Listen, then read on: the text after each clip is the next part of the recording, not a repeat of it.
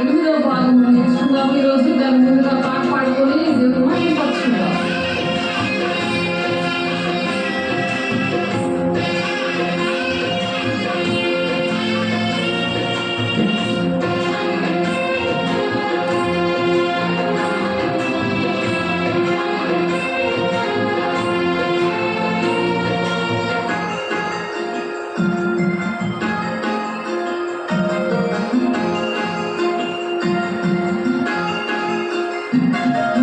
ఈ జీవి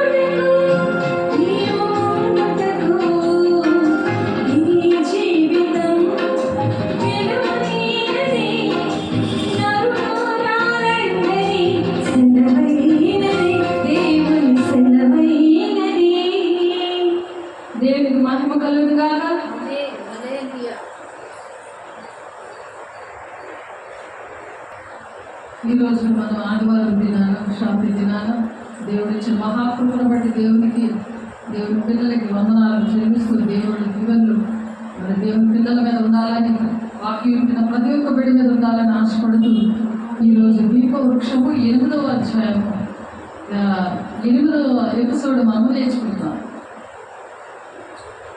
అయితే కొలస్సీయులకు రాసిన పత్రిక 3వ అధ్యాయంలో కొన్ని మాటలు ఉన్నాయి. ఎందుకంటే మన జీవితం అనేది చాలా విలువైనది. ఈ దీపవృక్షము వలన దీపవృక్షం వెలుగుతుందంటే అక్కడ చీకటి నిలుబడి చేస్తుందని అర్థం.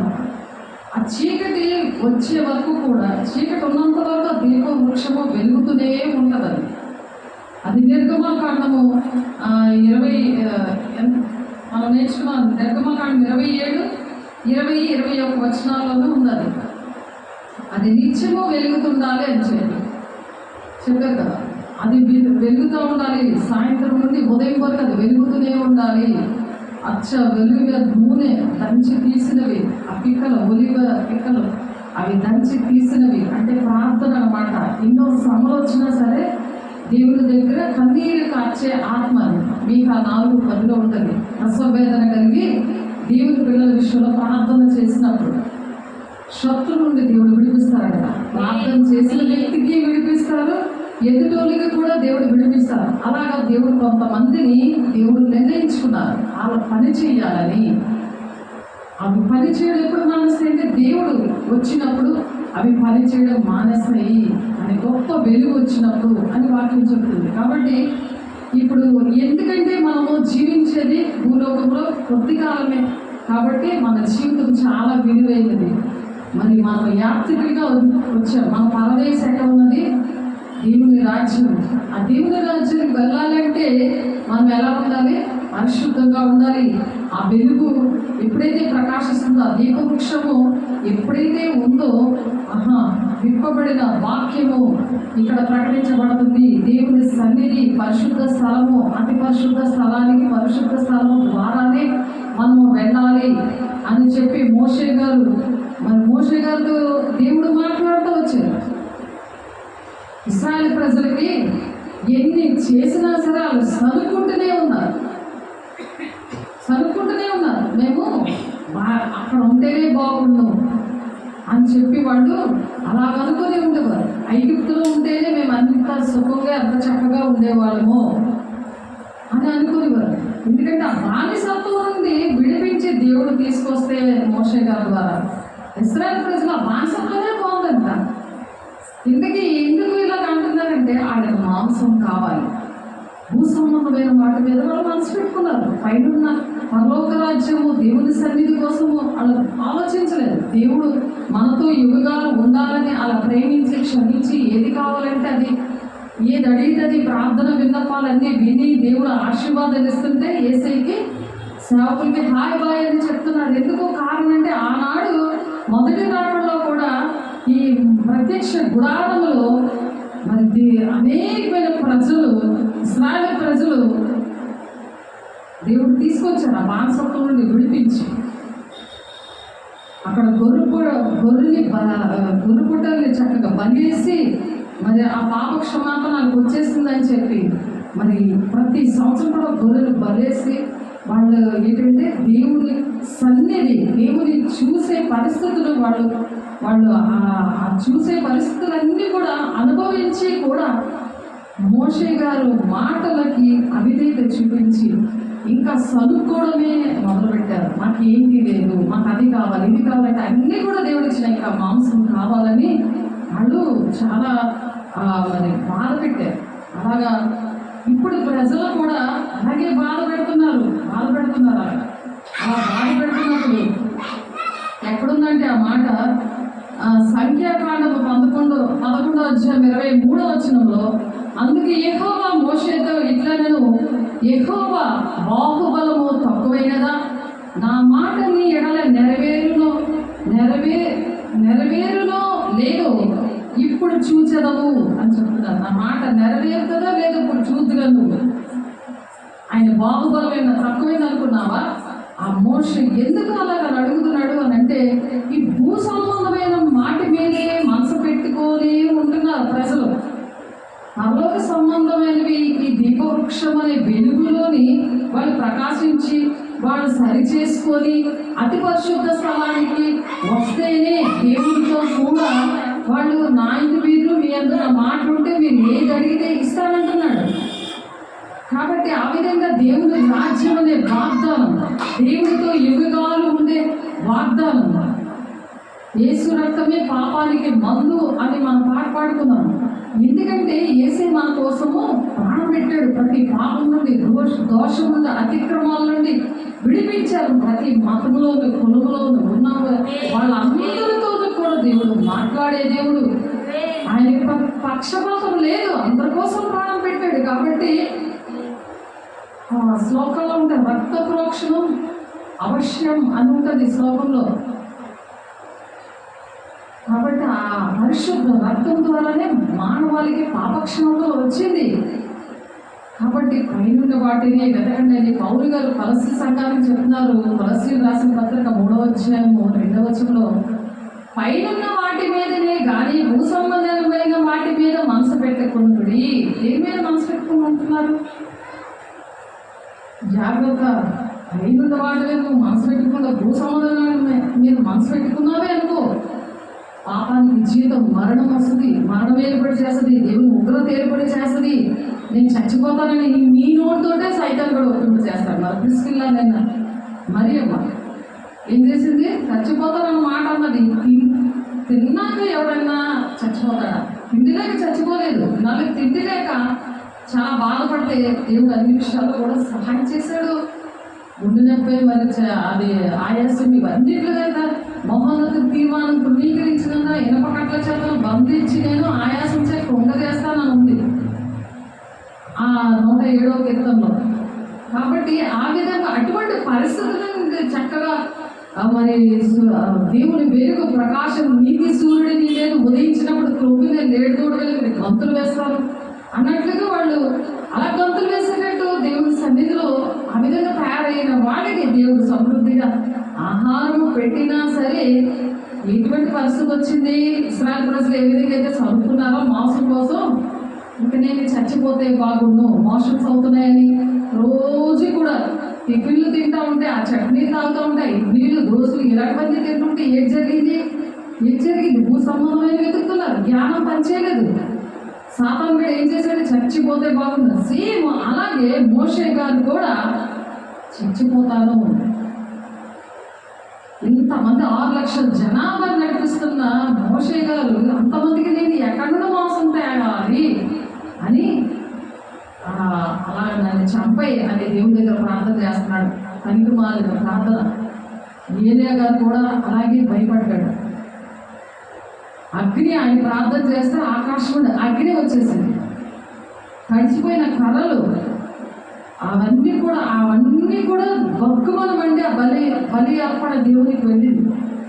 అన్యజనుల మధ్యన ఆ యెజబెల్ అనే స్త్రీ విషయం. కాబట్టి ఆ యెజబెల్ స్త్రీ ఏంటంటే ఏలియా గారిని చంపడానికి బయలుదేరింది. ఎన్ని కార్యాలు చేసి, ఎందుకంటే ప్రతి ఒక్కరూ కూడా దేవుని కార్యాలు చూసి దేవుని ప్రేమను అనుభవించి ఆ దీపవృక్షం అనే వెలుగుతో నింపబడిన వాళ్ళు దర్శనాలు, ప్రవచనాలు, దేవుడి కార్యాలు, దేవుడి మహత్ కార్యాలు చూసిన వాళ్ళు ఆత్మీయ స్థితిలో బుద్ధితనంతో ఉన్నారు. చనిపోవలసిన పరిస్థితి వాళ్ళ నోటంటే వాళ్ళు చనిపోతారని. అపరంజి కూతురు కూడా అలాగే చనిపోతాన మాట ఎప్పుడైతే వచ్చిందో, ఎందుకంటే దేవుడు జీవమరణాలు 4 వర్షమై ఉన్నాయని ఎప్పుడు కూడా నువ్వు సత్యమే పలకాలి. నీ నోట్ల నుంచి అబద్ధం ఎప్పుడైతే వస్తుందో, బూతులు ఎప్పుడైతే వస్తున్నాయో, నువ్వు చెడ్డలు ఎప్పుడైతే తింటున్నావో నీలో సాతానుడు ఎంటర్ అయిపోతాడు.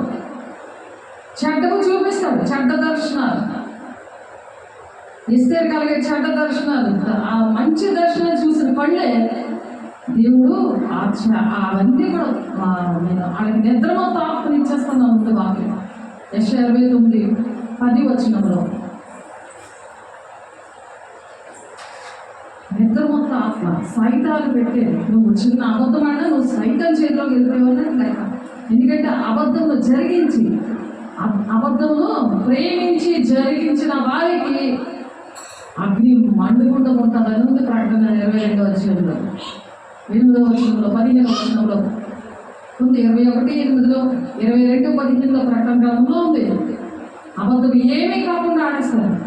ఎవరు చూడట్లేదలే అని 139వ కీర్తనలో కూర్చోవడం, లేవడం, నువ్వు మాట్లాడడం అన్ని వింటున్నట్టు చూస్తున్నాడు. జాగ్రత్త, దేవుడు బిడ్డలు కదా, నేను వెళ్ళిపోతాను, దేవుడి రాజ్యం నమ్ముకున్నాను కదా, బాప్తిజం తీసుకున్నాను, పరిచయం చేస్తున్నాను అనుకోవడం కాదు. కాబట్టి నీ జీవితం విలువైనది. మళ్ళీ మారుమనసు పొందుకొని రండి అని దేవుడు పిలుస్తున్నాడు. ఈ కృపకాలం. దేవుడు ప్రేమించి వేశ్యనే క్షమిస్తాడు కానీ వేషధారిని క్షమించనంటున్నాడు. వేషధారి జీవితం దేవుడు చూడట్లేదు అని అనుకుంటున్నామేమో. జాగ్రత్త, పైన వాటి మీదే కానీ భూసంబంధమైన వాటి మీద మనసు పెట్టుకున్నప్పుడు ఏడాదిగా మీరు మృతి పొందితిరి, మీ జీవం క్రీస్తుతో కూడా దేవుని యందు దాచబడి ఉన్నది. మనకు జీవమైన క్రీస్తు ప్రత్యక్షమైనప్పుడు మీరును ఆయనతో కూడా మహిమ యందు ప్రత్యక్షపరచబడుదురు. ఆయనతో కూడా మహిమ శరీరం ఇస్తారు. దేవుడు ఈ శరీరం ఉండదు, మహిమ శరీరం క్రీస్తుతో కూడా దేవుని యందు దాచబడి ఉందన్నమాట. ఆ మహిమ శరీరం మీరు మృతి పొందితిరి అంటే బాప్తిస్మం ఎప్పుడైతే తీసుకున్నావో నువ్వు పాపం విషయంలో చచ్చిపోయినట్లయితే, మళ్ళా కుక్క తన వాంతి తిన్నట్టు కడగబడిన పంది పులిగాలో దొల్లినట్టు నువ్వు దొలకూడదు. అబద్ధాలు, ఆ చెడు వ్యసనాలు, మరి ఆ భూతులు అవి ఆడకూడదు. మనకు జీవమైన క్రీస్తు ప్రత్యక్షమైనప్పుడు మీరును ఆయనతో కూడా మహిమ యందు ప్రత్యక్షపరచబడుదురు. కావున భూమి మీద ఉన్న మీ అవయములను అనగా జారత్వము అంటే ఆ టీవీ చూసినప్పుడల్లా నీలో జారత్వం ప్రవేశిస్తుంది. అపవిత్రతను, కామాతృత, విచారం చేయలేని ఆతృత, ఈ నోట్లో వేయగానే వెంటనే ఆతృత బయలుదేరుతుంది. ఆ సైతంగా చెడు వ్యసనాలు, అబద్ధాలు నువ్వు ఎప్పుడు ఆడతావు? ఈ కామాతృతను, దురాశను, విగ్రహారాధనైన ధనాపేక్షను, పని కావాలని ఎక్కడ డబ్బు దొరికితే అక్కడ దేవుడి పనితో సహా, దేవుడి పని ఉన్నా సరే డబ్బులు కారిపోతున్నారు. మామూలు పని కాదు, కూలి పని కాదు, దేవుడి పని డబ్బులు ఇస్తారు అంటే డబ్బులకే. విశ్వాసం కూడా ఏమైనా భోజనాలు పడితేనే చర్చకు వస్తారు, ఏదైనా ఇస్తేనే దేవుడి సన్నిధికి వస్తారు. ఈ ధనాపేక్ష జాగ్రత్త, ఇది విగ్రహారాధన లెక్కలో వస్తుంది. నువ్వు డబ్బులు ప్రేమిస్తున్నావు, మరి పరలోక రాజ్యము ఆహారము పానము కాదు కానీ పరిశుద్ధాత్మ మీద ఆనందమే ఉన్నదని ఉంది వాక్యం. ఆ పరిశుద్ధాత్మ మీద ఆనందం కోసం రావాలి తప్ప నీ శరీర కోరికలు, నీ కొడుకు పెళ్లి కోసం, నీ ఉద్యోగం కోసం, నీకు వరాలు కావాలని ఆ వరాలు చూపించుకొని నువ్వు గొప్పైపోదామని, రోజులు కొడదామని కాదు. దేవుని వాక్యము, విప్పబడిన వాక్యము నేర్చుకోవాలి. ఇవన్నీ ఉన్నప్పుడు ఆ మూయబడిన ఆ ప్రవచన వాక్యాలు దేవుడు పరలోక మర్మాలు, ఉపమానాల్లో, దర్శనంలో, ప్రవచనాల్లో దేవుడు దాచి ఉంచాడు. అవి ఎంత చెప్పినా నీ బొరకు ఎక్కవని ఉంది వాక్యం. నువ్వు నేర్చుకుని ఇంకోటి చెప్పకపోతే దేవుడు నేను పేగ పట్టుకుని అడుగుతాడు. ఎంత నేర్పిస్తే ఒక్క ముక్కైనా ఎవరికైనా చెప్పావా అని దేవుడు అడుగుతాడు. జాగ్రత్త, నేను ఎప్పుడు దానికోసం ఏడుస్తుంటాను. నా గుర్తు పెట్టిన ఆయన, నా గుర్తు చేయ ప్రభా, వాక్యం గుర్తుండిలా సహాయం చేయ ప్రభా. అతిక్రమాలు ఉన్నప్పుడు గుర్తురావు. 1 యోహాను 1:9-10లో ఉన్నది ఆ మాట. 1:9 అధ్యాయంలో 10వ వచనంలో ఉంది. కాబట్టి వాక్యం గుర్తుండదు, వాళ్ళు గ్రహించలేరు. ఆ దీపాన్ని తీసేస్తాను అని చెప్పి ప్రకటన 2:5లో ఉంది. ఆ దీపం మీ మధ్యలో తీసేస్తాను అంటే వాక్యం అర్థమవుతుంది, గుర్తుండదు. ఎందుకంటే ఆ చూచే కళ్ళు, ఆ దీపం ఆగిపోతుంది. దీపస్తంభాన్ని ఎవరిని తీసేస్తాను అంటున్నాడు ఆయన. ఒకప్పుడు చూసే కళ్ళే, దేవుని ప్రేమించే కళ్ళే అవి. దేవుని కోసం దాహం, ఆ పరిశుద్ధాత్మ మీద ఆనందం కావాలి, దేవుని సన్నిధి కావాలని ఆశ, ఆయన మాటలు వినాలని ఆశ, ఆయన పని చేయాలని ఆశ, ఎవరైనా బాగలేదో తనకి ప్రార్థన చేయాలని ఆశ. ఒక సాక్ష్యం లేని జీవితం వచ్చేస్తారు. దేవుడు ఎంతగానో ప్రేమించి మనతో ఈ మాటలు చెప్తున్నారు. కావున భూమి మీద ఉన్న మీ అవయములను అనగా జారత్వమును, అపవిత్రతను, కామాతృతను, దురాశను, విగ్రహారాధన అయిన ధనాపేక్షను చంపివేయుడి. మనం వృద్ధి ఉంటున్నాం అంటే మారుమనసు పొందినోళ్ళు ఏంటంటే ఈ విషయాలన్నింటిలో కూడా చనిపోతారు. మళ్ళీ ఆ పనులు చేయరు. వాటి వల్ల దేవుని ఉగ్రత. ఎవరు ఉగ్రత వస్తుంది? సేవకుల ఉగ్రత. సేవకులు ప్రార్థన చేయట్లేదు అనేసి వాళ్ళ మీద నిందలేస్తూ ఉంటారు. ఎంతమంది నిందలేస్తారు? వాళ్ళు మీరు ప్రార్థన చేయలేదండి, అందుకే ఇలా జరిగిందండి. మాట్లాడితే అదే మాట్లాడుతుందో ఆమె. ఎంత ఆమె కోసం చేసిన ప్రార్థన వల్లనే నేను ఈరోజు ఇంత దీప వృక్షంలాగా దేవుని దర్శనంతో ప్రవచనంతో దేవుని సేవ ఈ విధంగా నేను చేయగలుగుతున్నానంటే భయంకరమైన ఏరియాలో చేసి దేవుడు ఇక్కడ స్థిరపరిచాడంటే ఆమె కోసం ప్రార్థన చేయబట్టే నన్ను ఇలా స్థిరపరిచాడు. అలాంటి శోధనలు తట్టుకోబట్టే ఇలాంటి దేవుడు అలా మరి ఆ విధంగా నిలబెట్టాడు. ఎందుకంటే కళలో దేవుడు ఇతరులతో మాట సంఘంలో బిడ్డల మీద కలిసి ఆవిడ కోసం ప్రార్థన చేస్తే ఆవిడ వచ్చారు నాకు రావాలని, కళ్ళు వస్తే దర్శనం రావాలి, నాకు దర్శనం రావాలని, నాకు కళలు రావాలని, వాళ్ళకి దర్శనాలు వస్తుంటే నాకు రావాలని. అర్హత ఉంది. నువ్వు పైన వాటి కోసం వెతకుండా భూ సంబంధమైనవే నువ్వు కంప్లైంట్లు పెడుతున్నావు, ప్రైర్ రిక్వెస్ట్లు పెడుతున్నావు, భూ సంబంధమైనవే పెడుతున్నావు. దేవుని విరుద్ధమైన ప్రార్థన చేపిస్తుంది.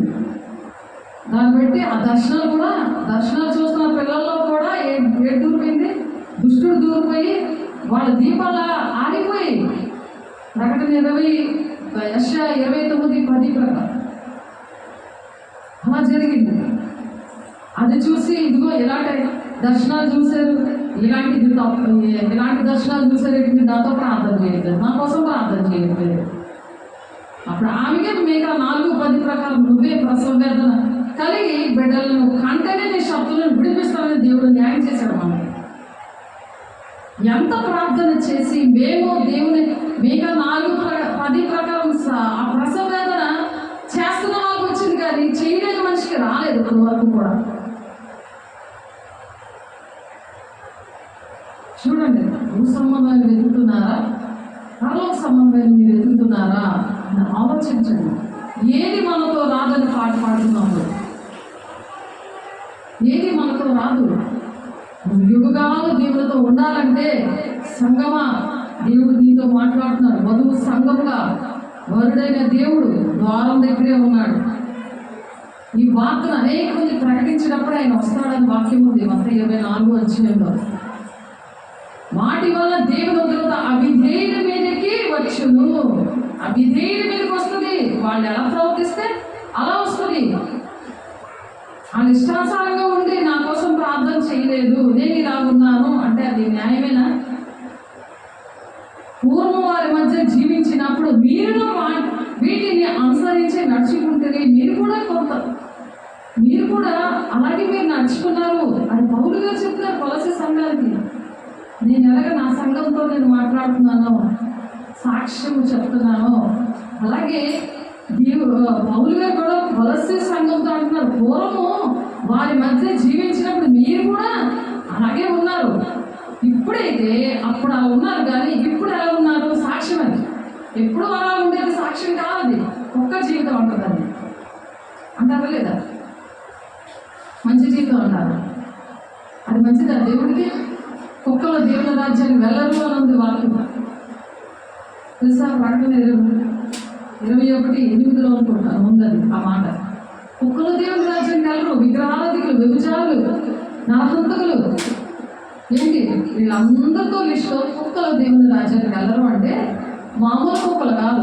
ఎలాంటి కుక్కలు? చేసిందే తప్పు చేయడము, దేవుని పిల్లలే తప్పు చేయడం. దేవుడిని తెలుసుకున్నాను కదా, ఏం పర్వాలేదులే, నేను దేవుని రాజ్యానికి వెళ్తాను. కానీ వాళ్ళకి పరిశుద్ధులకు, పాపులకు పరలోకంలో సీట్ లేదని పాట పాడుతున్నాం. పాట అది పాట ద్వారా బోధ. కొంతమంది పాటలంటే ఇష్టం, కొంతమందికి దేవుడు మాటలంటే ఇష్టం. అలాగే అర్థమవుతుంది కొంతమందికి, పాట ద్వారా కొంతమందికి ఇలా అర్థమవుతుంది.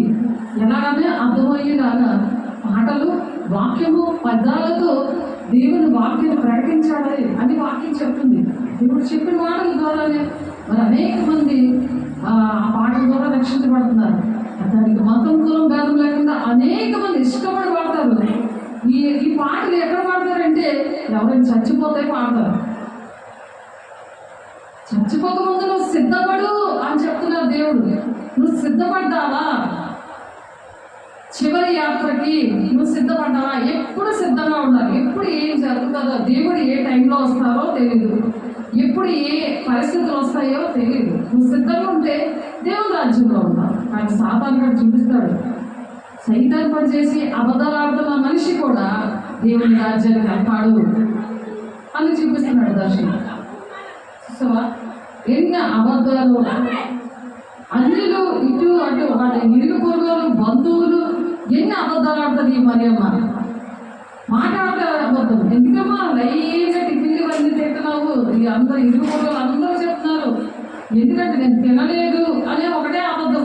ఒకటే కాదు, ఖచ్చితంగా నేను తినలేదు. చూస్తే బాగా ఉంది, కానీ మోషన్స్ అయిపోతాయి. చూడండి, చచ్చిపోయే ముందు కూడా అబద్ధం ఆడితే దేవుని రాజ్యం వెళ్ళాలని దేవుడు మాటలు చెప్తున్నా.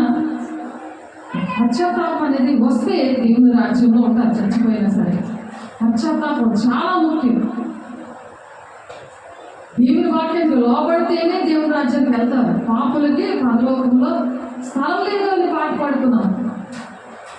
పాపానికి జీతం మరణమే కూడా చేస్తుంది, కానీ మరణం నుండి విడిపించేది దేవుని వాక్యమే. వాక్యమే నేను బ్రతికిస్తాను అని నేను వాక్యం చెప్తున్నాను. ఒక్క అబద్ధం ఆడినా, దేవుడికి ఇష్టం లేని పని ఒక్కడు చేసిన దేవుని రాజ్యం ఉండదు అని వాక్యం చెప్తుంటే, ఆ వాక్యం వల్ల బ్రతకడానికి ఇష్టపడాలి. లేకపోతే ఏం జరుగుతుందట? దేవుని ఉగ్రత, అవిధేయుల మీదకి ఏటొస్తుంది? నువ్వు వినకపోతే, నువ్వు అవిధేయులు చూపిస్తే ఏటొస్తుంది? నీ మీదకి ఉగ్రత వస్తుంది అని చెప్తున్నారు. నీ మటుకు నీవే ఉగ్రత తెచ్చుకుంటున్నావు. ఎంతకన్నా ప్రార్థన చేస్తాడు, ఎంతకన్నా చెప్తాడు దేవుడు, సేవకులు ఎంతకన్నా ప్రేమిస్తాడు. ఒకసారి ఆలోచించండి. పూర్వం వారి మధ్య జీవించినప్పుడు మీరును వారిలాగా ఉన్నారు. అమ్మ నేను మీలాంటిదాన్ని. కానీ ఇదిగో ఇప్పుడైతే మీరు కోపము, ఆగ్రహము, దుష్టత్వము, దూషణ, మీ నోట బూతులు అని వీటన్నిటినీ విసర్జించుడి. ఇవన్నీ విసర్జించాలి. పూర్వం ఇవన్నీ ఉన్నాయి కాబట్టి ఇవన్నీ కూడా నేను ఇలాగే ఉండేదాన్ని, కాబట్టి ఇలాగే ఉండేవాడిని, కాబట్టి మీరు ఇలా విసర్జించండి. మనం దీపవృక్షములాగా వాళ్ళ దగ్గర నిలబడి, ఒక దీపస్తంభంలాగా, చీకటి ఎక్కడ ఉంటుందో దీపవృక్షము దీపస్తంభంలాగా ఆ మనిషి వెళ్ళి అక్కడ నిలబడాలి. అక్కడ నీ వెలుగు వాళ్ళ మీద ప్రకాశింప చేయడానికే, వీరులకు శుభతమ్మను ప్రకటించడానికి నేను అభిషేకించాను. చెరలో ఉన్న వాళ్ళని, బంధింపబడిన వాళ్ళని విడిపించడానికి నేను అభిషేకించాను. నన్ను దేవుడి విశాఖపట్నం నుండి విజయనగరం తీసుకొచ్చాను. నేను అటువంటి వాళ్ళని తయారు చేయడానికి దేవుడు నన్ను ఒక ఘనమైన పాత్రగా, ఆయన చేతిలో ఒక బలమైన ఆయుధంగా వాడుకోవడానికి ఇష్టపడి ఇవన్నీ కూడా చేయించి చూపించి చెప్తున్నారు. అలాగా దేవుడి పిల్లలు తయారవ్వాలి, శిష్యులుగా మీరు తయారవ్వాలని దేవుడు మీతో మాట్లాడుతున్నారు ఈరోజు. ఒకరితో ఒకడు అబద్ధం ఆడకుడి. కొలస్సీయులకు రాసిన పత్రిక 3వ అధ్యాయం 9వ వచనం. వాక్యం వల్లే బ్రతకాలి, నేను దేవుని కోసం బ్రతకాలి అనాలే తప్ప నేను చచ్చిపోతాను అనే మాట. నువ్వు ఎంత భక్తుడివైనా, నీ వలన ఎన్ని అద్భుత కార్యాలు చేసినా అహంకారంతో నేను బాగానే ఉంటాను, నాకు అన్నీ ఉన్నాయి, నాకు ధనం ఉంది, నాకు వరాలు ఉన్నాయి, నాకు అభిషేకం ఉంది అనుకున్నావా? అంతే, నాశనం అక్కడి నుండి బయలుదేరుతుంది. అహంకారులు ఎదిరించే దేవుడు, దీనులకు కృప చూపించే దేవుడు, దీనుల హృదయంలోనే నేను నివసిస్తున్నానని చెప్తున్న దేవుడు మన మధ్యన ఉన్నాడు. యెషయా 57:15 ఉంటుంది. దీన మనసుతో దేవుని దగ్గర, దేవా ఎన్ని నేర్చుకున్నా సరే మనకు తక్కువే. చేతి దేవుని దగ్గర పొందుకోవాలి. ఎందుకంటే ఆయన పరిశుద్ధుడు. ఆయన దగ్గర మన నీతి క్రియలు అన్నీ కూడా మురికి గుడ్డ లాంటివే ఉన్నాయి. మనం ఎన్ని నీతి క్రియలు చేసినా ఒక మురికి గుడ్డ ఎంత కంపు పడుతుందో అలాంటి కంపు లాంటి మనుషులు మనం. అలాంటప్పుడు దేవుని దగ్గర కన్నీరుతో అడిగి పొందుకోవాల్సినవి. దీన మనసు ఉంటే ఆయన వస్తారు. అలా పొందుకొని దేవుని దగ్గరికి వస్తున్నాను. దేవుని మాటలు చెప్పడానికి నన్ను దేవుడు అలా సిద్ధపరుస్తున్నాడు. ఈ మాటలు చెప్పడానికి ఉదయం 8 గంటల వరకు నేను సిద్ధపడడానికి 8 గంటల నుండి దేవుడు మాట్లాడడం స్టార్ట్ చేశాను. నాతో 2 రోజులు నేను ప్రిపేర్ అవుతుంటే ఈ సమస్యలు, సంఘంలో సమస్యలు, కుటుంబానికి కంచి వేసుకొని మనం కరెక్ట్గా వెళ్తే కుటుంబంలో సమస్యలు వచ్చేస్తాయి. కుటుంబానికి కంచి వేసుకోవాలి. ఆ దుష్టుడు మనము దేవుని పిల్లల విషయంలో మనం అక్కడ ప్రార్థన చేస్తుంటే కుటుంబాల మీద ఎవరైతే బలహీనంగా ఉన్నారో వాళ్ళ మీద అటాక్ ఇవ్వకుండా మనమే కంచె వేసుకొని కుటుంబంలోనే నువ్వు దీపవృక్షంలా ఉండాలి, దీపస్తంభంగా ఉండాలి. సంఘం బయట కూడా దేవుడు నిన్ను ఎక్కడ నిలబడితే అక్కడ కూడా ఆ విధంగానే ఉండాలి. ఒకప్పుడు నేను కూడా ఇలాగే ఉండాను అని కొలస్సీ సంఘం పౌలు గారు ఈ విషయాలు చెప్తున్నారు.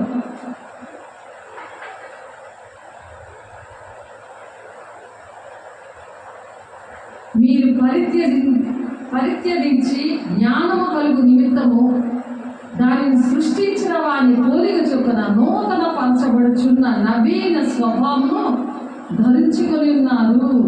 వాటికన్నీ పరిత్యజించడం అంటే ఏంటంటే విడాకులు ఇవ్వడం కోసం మాట్లాడతారు ఆ మాట. అంటే దానికి ఆ పాపం విషయాల్లో విడాకులు ఇచ్చారు. ఇచ్చేసి ఈ నూతనమైన విషయాలు, ఈ నూతనమైన దేవునికి ఇష్టమైన పరిస్థితులు అన్నీ కూడా ఆ నూతనమైన స్వభావాన్ని ధరించుకోవాలంట. అర్థమవుతుందా? మీకు జ్ఞానం కలగాలంటే, అంటే దేవుని జ్ఞానం పైనుండి వచ్చే జ్ఞానం మీకు కలగాలంటే ముందు అవి విడిచిపెట్టాలి. అవి విడిచిపెడితేనే దేవుని జ్ఞానం మీకు దేవుడు ఇస్తాడు సమృద్ధిగా. నువ్వు ఎక్కడ ప్రార్థన చేస్తున్నా అక్కడ సమృద్ధిగా నిన్ను నింపుతాడు, నిన్ను అభిషేకిస్తాడు. క్షణంలో దేవుడు నేను ఉన్నాను అని అంటాడు. యెషయా 58 ఉంటుంది ఆ మాట. ఇట్టివాడిలో గ్రీసు దేశస్థుడని యూదుడని భేదం లేదు, సున్నతి పొందుటే అని సున్నతి పొందపోవడం అని భేదం లేదు. అక్కడ ఏ దేశస్థుడైనా భేదం లేదు, వాళ్ళ మతంతో భేదం లేదు. అపోస్తలులు 10:44 అన్య జనుల మీద కూడా దేవుడు ఆత్మను కుమ్మరించాడు. పేతురు గారు మెసేజ్ చెప్తుంది తెలుస్తుందా? దేవుడు అక్కడ ప్రేమిస్తున్నాడు, ప్రతి ఒక్కరిని ప్రేమిస్తున్నాడు. ఆ ప్రేమ కలిగి మనం ఉండాలని దేవుడు ఆశపడి ఈ మాటలు చెప్తున్నారు మనకి. సున్నతి పొందుటే అందును సున్నతి పొందకపోవటి అందులో భేదం లేదు అని చెప్తున్నారు. ఎందుకంటే నువ్వు బాప్తిసం తీసుకున్నా తీసుకోకపోయినా, ఆనాడు బాప్తిసం తీసుకోలేదు వాళ్ళు. మేడగదిలో ప్రార్థన చేస్తున్నప్పుడు పింకి మరి ఎవరు శ్రీని గారు 2 మగపిల్లలు పెళ్ళిళ్ళ అన్యులు బాప్తిసం తీసుకోలేదు. అదే దేవుని అగ్నితో నింపబడ్డారు, పరిశుద్ధాత్మతో నింపబడ్డారు, దర్శనాలు చూశారు, దేవుని కార్యాలు వివరించారు ప్రవచనంతో. బాప్తిసం తీసుకున్న వాళ్ళు ఉన్నారు. ఎస్తేరుతో దేవుడు మాట్లాడుతూ ఉండేవారు, దర్శనం ప్రవచనం వచ్చి. ఆశాజులతో రూపుతో దేవుడు మాట్లాడుతూ ఉండేవారు.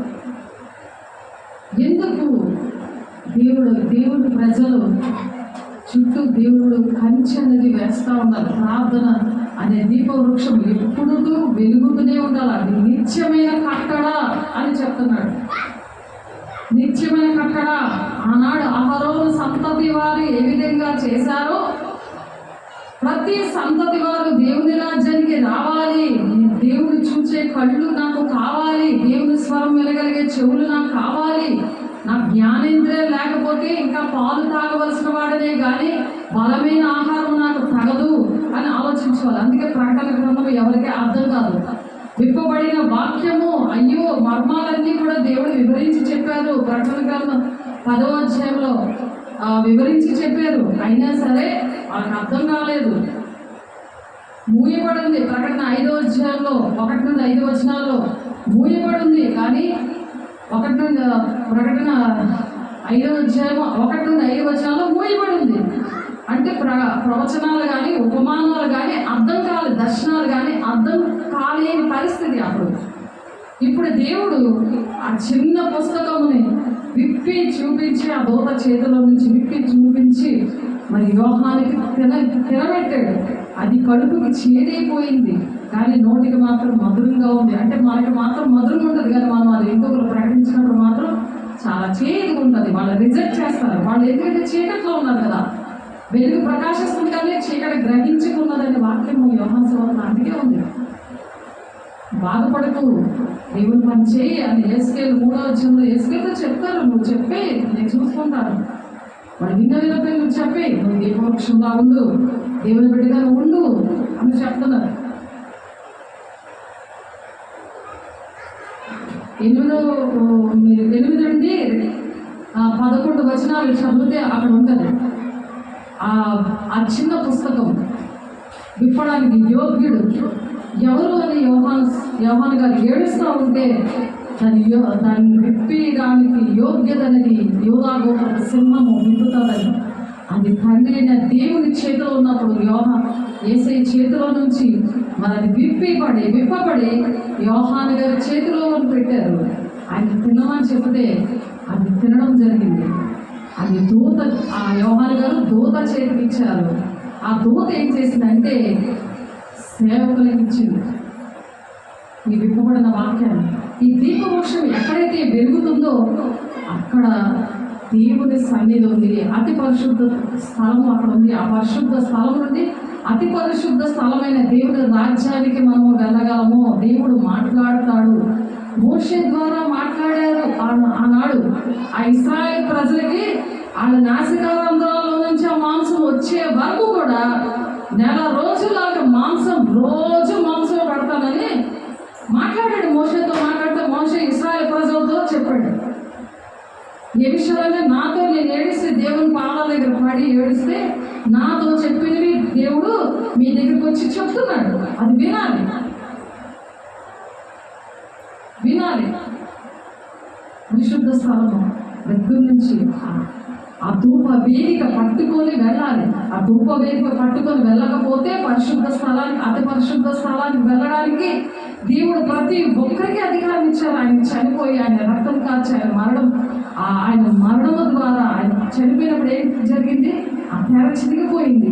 ప్రతి ఒక్కరు కూడా అతి పరిశుద్ధ స్థలానికి వెళ్ళొచ్చు. బలి అనేది ఇవ్వక్కర్లేదు. బలి ఆ సంవత్సరానికి బలి ఎక్కడున్నా సరే, ఎంత దూరంలో ఉన్నా సరే అక్కడికి వచ్చి ఆ యెరూషలేముకి వచ్చి ఆ ఇశ్రాయేలు ప్రజలు వచ్చి అక్కడ బలి అర్పించాలి.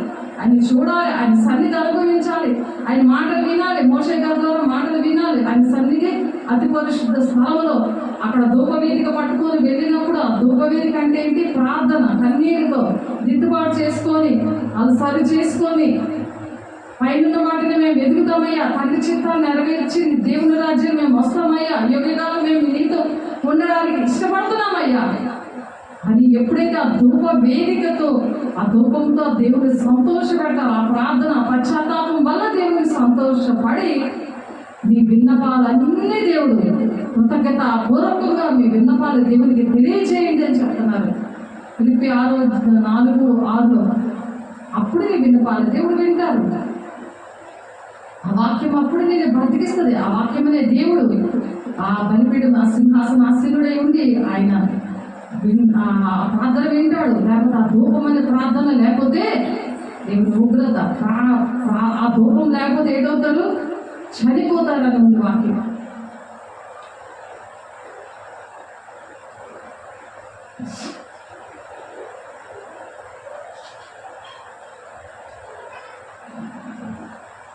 కాబట్టి దేవుడు ఎలా గుణమంటున్నారు? దాసుడని స్వతంత్రుడని లేదు కానీ క్రీస్తు స్వరము అందరిలో ఉన్నవాడునై ఉన్నాడు. క్రీస్తే సర్వమును అందరిలో ఉన్నవాడునై ఉన్నాడు అంటున్నారు. ఎవ్వరూ తేడా లేదు, మతము కులము భేదం లేదు.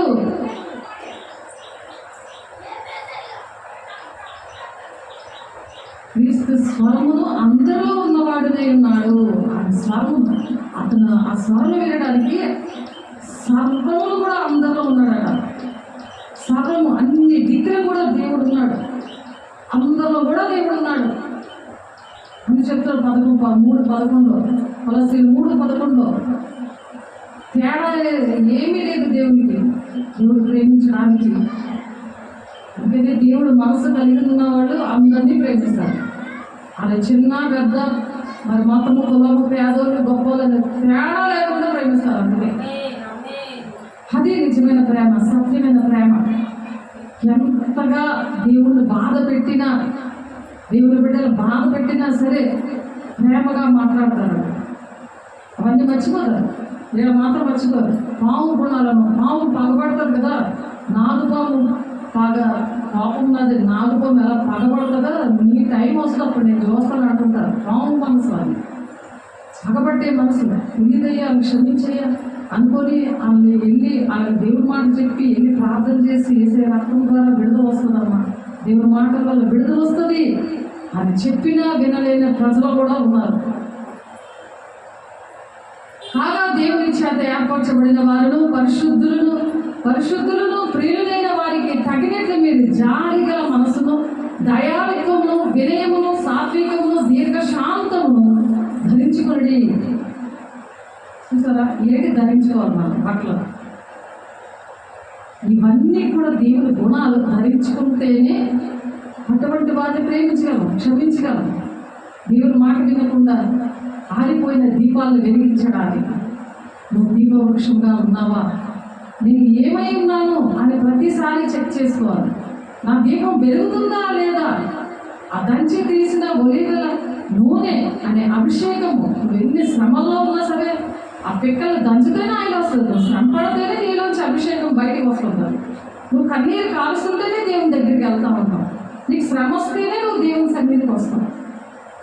ఆ దంచి తీసిన ఒలివల నూనెతో నువ్వు దంచబడి దేవుని దగ్గర అవుతూ ఉంటే, ఆ దీపం వెలుగుతూ ఉంటే, ఎవడైనా తనకు హాని చేసినని ఎప్పుడు అనుకునే ఎడల ఒకరికొకడు సహించు, ఒకరినొకడు క్షమించడి. ప్రభు మిమ్మల్ని క్షమించిన లాగున మీరును క్షమించండి అక్కడ. ఆ క్షమించే గుణం ఎప్పుడు వస్తుంది? ఆ దీపవృక్షంలో నువ్వు ఆ అభిషేకంతో నువ్వు ఆ నలిగిపోతూ ఉంటే ఇప్పుడు వస్తుంది ఆ క్షమించే గుణం, ఆ ప్రేమించే గుణం వస్తుంది. నీ కొలసి రాసిన పత్రికలో మరి 13వ వచనంలో ఉంది, అలాగా దేవా నన్ను దీవించయ్యా, అలా నన్ను ఆశీర్వదించయ్యా అని దేవుడి నిత్యము బతులాడుకోవాలి. నన్ను ఆశ్రయించే వారికి ఏమేదో కొద్ది ఉండదు అని చెప్తున్నాడు ఆయన. నీకేది కావాలో పర్వతం తెలుసు అంటున్నాడు ఆయన. ఊహించలేని వాటికంటే అత్యధికంగా నేను దీవిస్తాను అంటున్నాడు. అది 1000 తరాల వరకు దీవెన అని చెప్తున్నాడు పదార్థంలో. అన్ని మాటలు చెప్తుంటే నీకు దేవుడి మీద నమ్మకం లేదా? దేవుడి మీద నమ్మకము ఉన్న వాడికి దేవుడు మాట ఇచ్చి మాట తప్పని వాడు. అందుకే దేవుడు ఇక్కడ ఏం చెప్తున్నారు? ఇశ్రాయేలు ప్రజలతో మోషే గారు విసిగిపోతుంటే చూద్దాం ఆ మాటలు. సంఖ్యాకాండము 11వ అధ్యాయం, సంఖ్యాకాండము 11వ అధ్యాయము 23వ వచనం. అందుకు యెహోవా మోషేతో ఇట్లనెను, యెహోవా బాహుబలము తక్కువైనదా? నా మాట నీ ఎడల నెరవేరునో లేదో ఇప్పుడు చూచదు. అంటే దేవుడు చేస్తాడా చెయ్యడా? నాకెందుకు చెయ్యడు? నేను ఎంత భక్తి చేశాను, నేను ఇన్ని దర్శనాలు చూశాను, దేవుని నమ్ముకున్నాను, ఎంత ప్రయాసపడ్డాను, ఎన్ని సంవత్సరాలు అయిందో దేవుడు నమ్ముకొని ఆ చర్చకి వెళ్తున్నాను అని అనుకుంటారు ప్రజలు. ఇక్కడ మోషే గారు కూడా ఇశ్రాయేల్ ప్రజల కోసం నేను ఎంత బాధపడ్డాను అని అనుకుంటున్నాడు. ఇక్కడ దాని ముందు చదువుతాం, 14-16 వచనాలు చూద్దాం. ఎందుకు దేవుడి ఆ మాట అనవలసి వచ్చింది? యెహోవా బాహుబలం తక్కువైపోయింది అనుకున్నావా? అసలు దేవుడు ఏది చేయడు అనుకుంటున్నావా? ఆయన బలం లేదు, ఆయన శక్తి లేదు అనుకుంటున్నావా అని ఎందుకు అనవలసి వచ్చింది? ఇప్పుడు చూడు నేను ఏం చేస్తాను అని అంటున్నాడు కదా. ఎందుకు దేవుడు అంత మాట అనవలసి వచ్చింది మోషే గారిని? ఈ సమస్త ప్రజలను ఒంటిగా మోయి నా వల్ల కాదు, వీళ్ళందరినీ 6 లక్షల జనాభాలు ఒక్కడే మోడే నా వల్ల కాదు. ఈ మధ్యన అన్నావు కదా మాటలు కొన్ని, నేను నేను చేయలేనమ్మా. అమ్మ ఈ పనికి వచ్చి వచ్చి బట్టలు ఇవన్నీ తీసేది నా వల్ల కాదు, మీరన్నీ అవసరం అమ్మా. ఈ మోషే కూడా అలాగే, మోషే గారు కూడా అలాగే అన్నారు. ఎందుకంటే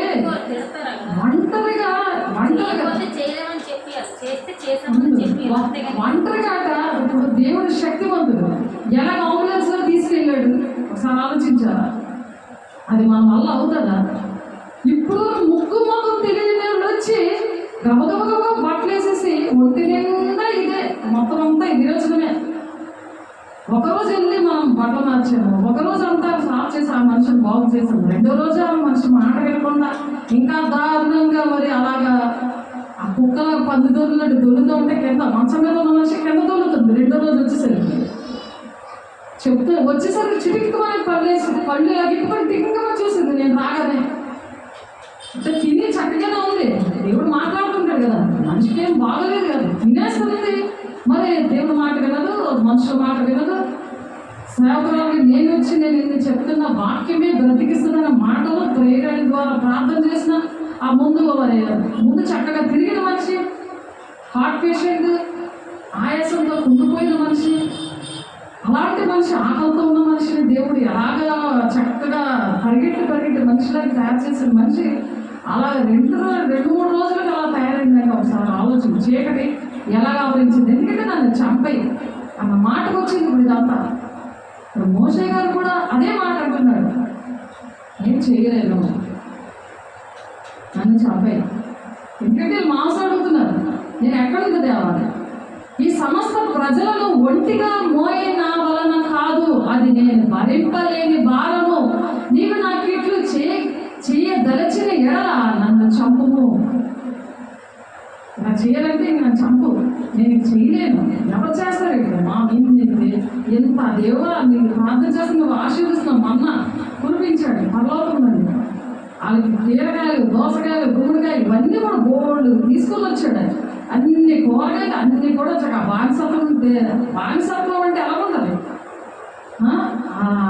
ఇశ్రాయేలు ప్రజలు ఐగుప్తులో బానిసత్వంగా ఉన్నప్పుడు వాళ్ళు విడిపించి తీసుకొచ్చి మరి దేవుడు పరిశుద్ధ స్థలానికి తీసుకొచ్చి మరి దేవుడు చెప్పిన మాటలు మోషే గారి ద్వారా అన్ని మాటలు చెప్పి అన్నీ చేస్తుంటే ఇంకా వేయకుండా మేము అక్కడ ఉంటేనే బాగుండేమో అని ఈ డైలాగులు కొట్టడం ఇలా మాట్లాడకూడదు కదా. అక్కడ ఉంటే బాగుంటుందా? ఎందుకు? మాంసం కోసం, మాంసం తినాలని. ఈ సమస్త ప్రజలను ఒంటిగా మోయే నా వలన కాదు, అది నేను భరింపలేని భారము. నీవు నాకు ఇట్లు చేయదలచిన ఎడల నన్ను చంపము. నా మీద నీ కటాక్షం వచ్చిన ఎడల నేను నా బాధను చూడకుండానట్లు నన్ను చంపము. నిజంగా నా మీద నీకు ప్రేమ ఉంటే, కటాక్షం ఉంటే నన్ను చంపే అంటాడు. అప్పుడు యెహోవా మోషేతో ఇట్లనెను, జనులకు పెద్దలనియు అధిపతులనియు నీ వెరిగిన ఇశ్రాయేలు పెద్దలలో నుండి 70 మంది మనుషులను నా యొద్దకు పోగు చేసి ప్రత్యక్షపు గుడారమునకు వారిని తోడుకొని రమ్ము, అక్కడ వారు నీతో కూడా నిలవబడలేను. 70 మందిని పోగు చేసి ఆ ప్రత్యక్ష గుడారం దగ్గర తీసుకొని రమ్మన్నాడు. వాళ్ళు ఏ మతస్థులో ఏ కులస్తులో వాళ్ళు ఎలా ఉంటారో కాదు, ఇక్కడ ఏమీ లేదు. ఓన్లీ 70 మంది. ఎవరంటే వాళ్ళు ఇశ్రాయేలు పెద్దలు. ఇశ్రాయేలు పెద్దల నుండి 70 మందిని తీసుకొని రమ్మన్నాడు ఆయన. నేను దిగి అక్కడ నీతో మాట్లాడేదను. ఆ 70 మంది ఆ పెద్దలు వస్తే నేను నీతో మాట్లాడతాను. ఇప్పుడు ఎవరికి భయపడేది లేదు. నిన్న పెద్దలతో మాట్లాడాడు. వాళ్ళ ఇంటి పెద్దలు, ఊరు పెద్దలతో మాట్లాడి అంబులెన్స్ ఎక్కించి ఎంత చక్కగా సెక్యూర్గా తీసుకెళ్ళాడు. ఒకే ఒక మాట, అమ్మ ఇక్కడ బంధువులు ఉన్నారు కానీ పట్టించుకోలేదు. ఇక్కడ నేను పాస్టర్ అన్నానంటే అంబులెన్స్ నుంచి ఆ మేడం దిగింది. వెంటనే దేవుడు ఆ మాట విని మరి శత్రులు యెహోవాకు ప్రీతికరంగా ఉండే శత్రులు కూడా వ్యక్తులుగా చేస్తాడండి దేవుడు.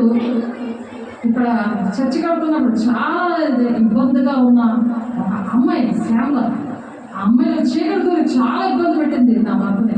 ఇక్కడ కడుతున్న మరి మేస్త్రి గట్ట చాలా ఇబ్బంది పెట్టింది ఆమెలో చీకటి దూరి. అలాంటి మనిషి, అలాంటి ఆమెలోనికి దేవుడు అక్కడ శత్రులు కూడా వ్యక్తులుగా చేస్తాడన్న వాక్యం ఉంది కదా. ఇప్పుడు ఎవరికి మనకు ప్రీతికరంగా ఉన్నాము? యెహోవాకు ప్రీతికరంగా ఉంటే శత్రులు కూడా వ్యక్తులుగా చేస్తాడన్న ఆ వాక్యం అక్కడ నెరవేరింది. ఎప్పుడైతే ఆ మేడంతో నన్ను చూడగానే వ్యాన్ దిగి కిందకి దిగింది లేదమ్మా. ఎందుకంటే ఆ మనుషులు మోయడానికి ఎవరు లేవు, నేను మరి నువ్వు ఒక్కగా ఇద్దరు మనం మోయినాము. ఆ మనిషిని మోసుకొని వెళ్ళలేము, ఎక్కించి మళ్ళీ హాస్పిటల్లో జాయిన్ చేసి అక్కడ నుండి ఏం చేయాలి, అక్కడ జాయిన్ చేసి వాళ్ళ బాధ్యతలన్నీ బంధిస్తే ఈరోజు చర్చికి నేను ఇక్కడ నిలబడుతున్నా. నా దేవుడికి తెలుసు కదా నేను దేవుడి బిడ్డని, నేను ఎక్కడ ఉండాలో నాకే పని చెప్పాడు. నీకు పరిచయం పని చెప్పాడు. నువ్వు లేకపోయినా నేను లేకపోయినా ఎలా ఉంటుంది, మీరు లేకపోతే ఎలా ఉంటుంది? సంఘం దేవుడిది, నాది కాదు కదా, నీది కాదు కదా.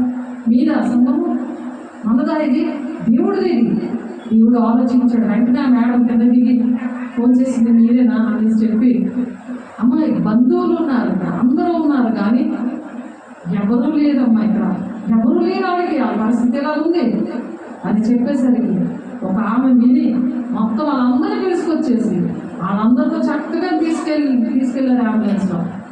ఆశ్చర్యం అనిపించింది. నేను అలాగే ఏడుస్తూ ప్రార్థన చేస్తున్నాను. మనం ఎలా చేస్తున్నాం, ఏడ్చి ప్రార్థన చేస్తున్నాం, దేవుడు కార్యం చేశాడా లేదా? అలాగే ఇక్కడ ఇశ్రాయేలు ప్రజల దగ్గర దేవుడు ఇక్కడ కార్యం చేస్తున్నాడు. దేవుడు నేను ఇంటికి వెళ్ళి కన్నీటితో దేవుడు స్థుతులు అర్పిస్తున్నాడు. దేవుడు నాకు ఈ వాక్యంతో మాట్లాడాడు, లేకపోతే ఈ వాక్యం నాకు తెలియదు. దేవుడు నేర్పిస్తేనే కానీ నాకు ఏం రాదు. నేను దేవుని దగ్గర కూర్చుంటే దేవుడు నాతో మాట్లాడితే అది మీకు చెప్తున్నాను.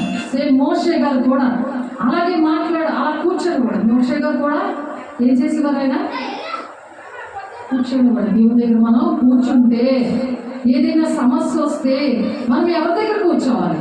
మనుషుల దగ్గర కూర్చొని మనుషులు ఎవరైనా పనిచేశారా? మనం చెప్తేనే వాళ్ళు వచ్చారా? మనం చెప్పలేదు. శ్యామలాన్న మాటలకి ఆయన పౌరుషం వచ్చి శత్రువులు కూడా మిత్రులుగా చేసేసాడట. ఆ మిత్రులు, ఆ మరియమ్మకి మిత్రులు ఎలా వచ్చారు? ఇప్పుడు వరకు వాళ్ళు ఎవరో తెలియదు, ఎన్ని సంవత్సరాలు అవుతున్నా వాళ్ళు ఎవరో తెలియదు. కానీ వాళ్ళ ద్వారా దేవుడు హాస్పిటల్లో జాయిన్ చేసి అన్ని కార్యక్రమాలు కూడా జరిగించడానికి ఆమె కోసం మరి దేవుడు ఏర్పాటు చేశారు. ఎందుకు? మా బాధ్యత వహించినందుకు, ఆ దీన మనసులో అంత మాట వినకపోయినా ప్రేమించినందుకు, ఆ దీన మనసుతో వాళ్ళు ప్రేమించి క్షమించి ఒక్కరికి చేస్తే నాకు చేసినట్లే అని మొత్తం 25వ అధ్యాయంలో ఉంటుంది కదా. రోగుల దగ్గరికి మీరు వెళ్ళి స్వస్థపరచండి, వాళ్ళు సందర్శించండి, బంధకాల్లో ఉన్న వాళ్ళు విడిపించండి అని యెషయా 58లో ఉంది. 6లో అదే నాకు ఇష్టమైన ఉపవాసం, చెరలో ఉన్న వాళ్ళని విడిపించండి, పనిలోకి దిగు, నువ్వు నీకు సహాయం చేసేవాడు దేవుడు అని రుజువుపరుచుకున్నాడు. నిజంగా అవునా కదా? నోరెప్పి చెప్పాలి. సహాయం చేశారు ఆయన, దేవుడు సహాయం చేశారు. దేవుడి శత్రువులు మిత్రులుగా చేసి ఆ మిత్రుల్లోకి వచ్చి మేమున్నామా, ఈమె మాకు తెలుసు, మేము చేస్తామని చెప్పకుండానే గబగబ వాళ్ళ విషయాలన్నీ, ఆ విషయాలన్నీ, ఆ కుటుంబ విషయాలన్నీ చూసుకుంటాం.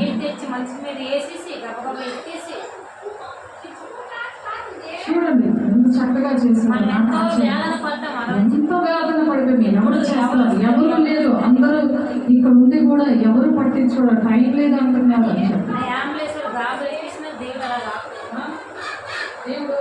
దేవుడు ఎంత మంచి దేవుడు ఒకసారి ఆలోచించండి.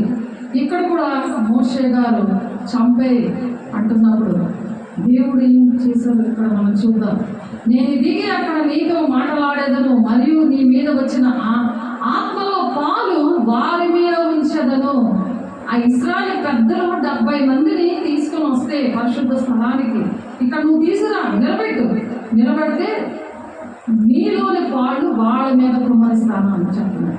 అంటే నాలో ఉన్న అభిషేకము మీ మీదకి, ఇప్పుడు 5 పరిచయం చేసినప్పుడు వాళ్ళ మీద అలాగే అభిషేకం వెళ్ళింది. వాళ్ళు బాప్తిస్మిస్తే ప్రార్థన చేస్తుంటే నాలో ఉన్న అభిషేకం వాళ్ళలోకి వెళ్ళి నాతో దేవుడు ఏడు మాట్లాడుతున్నారో వాళ్ళతో అదే మాట్లాడేవారు. అప్పుడే మాకు కన్ఫర్మ్ అయింది ప్రతిదీ కూడా. ఏ సమస్య వచ్చినా సరే అలాగే ఇళ్ళపల్లిలోని, జొన్నగుంట్లో, ధరంపూర్లో, అరకు వ్యాలీలో దేవుడు చేశాడు ఆ కార్యాలు, జమ్మూలో దేవుడు చేశాడు ఆ కార్యాలు.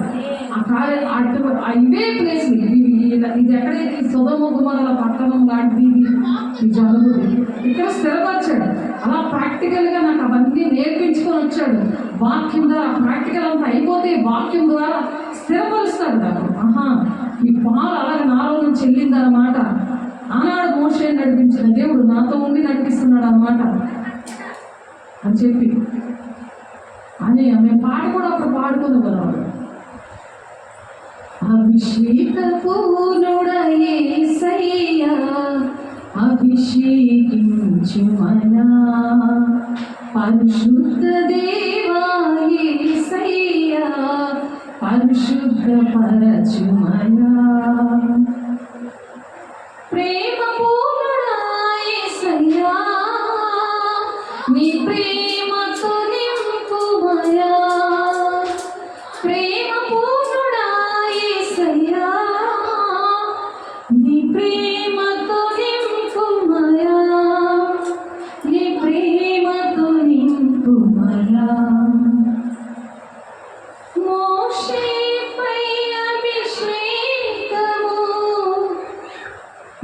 అభిషేకం కలిగిన ఆత్మలా భారము ఇవ్వమయా.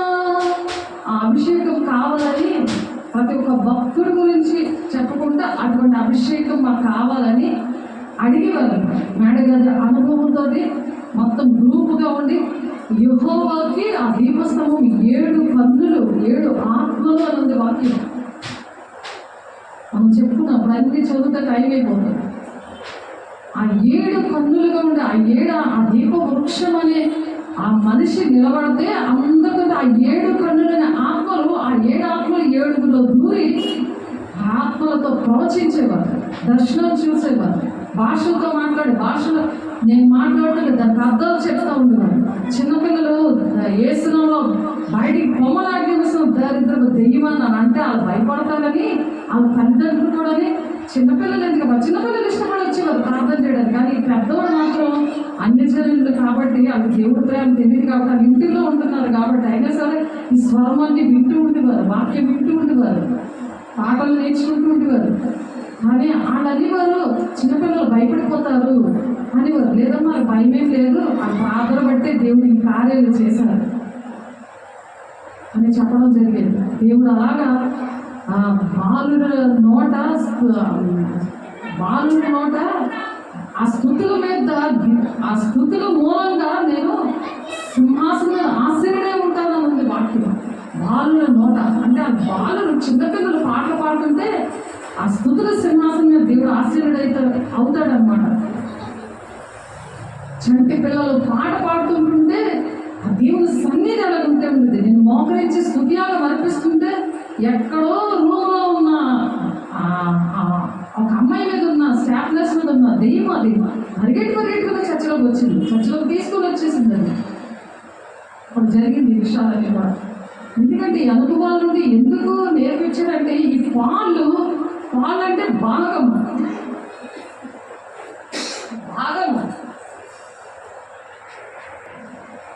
నేను దిగి అక్కడ నీతో మాట్లాడేదను, మరియు నీ మీద వచ్చిన ఆత్మలో పాలు వారి మీద ఉంచదను. సో ఆ మోషే గారిలో ఉన్న పాలు అంటే భాగము, ఆ అభిషేకంలో భాగము ఆ 70 మంది మీద కూడా దేవుడు ఉంచుతానని మాట ఇచ్చాడు.